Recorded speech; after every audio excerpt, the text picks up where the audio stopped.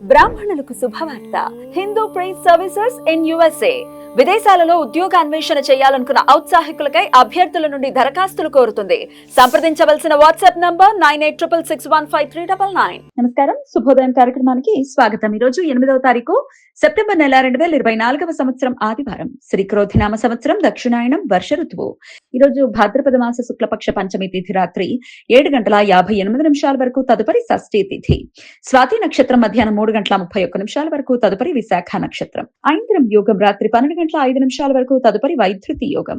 భవకరణం ఉదయం 6:50 వరకు, బాలవకరణం రాత్రి 7:58 వరకు, తదుపరి కౌలవకరణం ఉంటాయి. నక్షత్ర వర్జం రాత్రి 9:42 నుండి 11:29 వరకు. అమృతకాలం తెల్లవారుజామున 5:38 నుండి ఉదయం 7:26 వరకు. హైదరాబాద్ ప్రాంతం వారికి సూర్యోదయం ఉదయం 6:03 సూర్యాస్తమయం సాయంత్రం 6:24 చంద్రోదయం ఉదయం 10:01 చంద్రాస్తమయం రాత్రి 9:32 అభిజిత్ ముహూర్తం పగలు 11:49 నుండి మధ్యాహ్నం 12:38 వరకు. దుర్ముహూర్తం సాయంత్రం 4:45 నుండి 5:35 వరకు. రాహుకాలం సాయంత్రం 4:51 నుండి 6:24 వరకు. గుళిక కాలం మధ్యాహ్నం 3:19 నుండి సాయంత్రం 4:51 వరకు. యమగండం మధ్యాహ్నం 12:14 నుండి 1:46 వరకు. ఈ రోజు ఋషి పంచమి. ఋతు సంబంధిత సమస్యలు అధిగమించడానికి, రజస్వల దోషాలు తొలగిపోవటానికి స్త్రీలు ఈ రోజు ఉపవాసం ఉండి సప్త ఋషులను, వారు కశ్యప, అత్రి, భరద్వాజ, విశ్వామిత్ర, గౌతమ, జమదగ్ని, వశిష్ఠ, వీరిని పూజిస్తారు.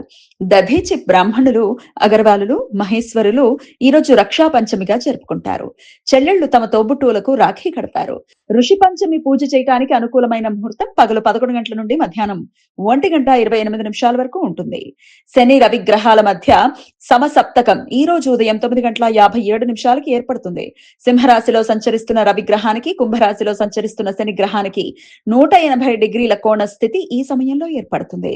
మన కంటికి శని గ్రహం సాయంత్రం 7:14 నుండి రాత్రి తెల్లవారుజామున 5:20 మధ్య కాలంలో కనపడుతుంది. 11 డిగ్రీల తూర్పు ఆకాశంలో సాయంత్రం 7:14 కనిపించడం ప్రారంభమయ్యి క్రమంగా 64 డిగ్రీల దక్షిణ ఆకాశంలో రాత్రి 12:17 చేరుకుని రాత్రి తెల్లవారుజామున 5:20 11 డిగ్రీల పశ్చిమ ఆకాశంలో అంతర్ధానమవుతుంది.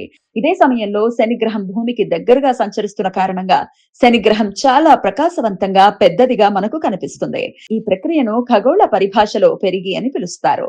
ఈ సమాచారాన్ని మనకందించిన వారు మేడికొండూరు విశ్వనాథ్ ప్రసాద్ గారు. ఆయనకు కృతజ్ఞతలు తెలియజేస్తూ సప్త ఋషుల స్మరణతో సమస్త సన్మంగళాని భవంతు.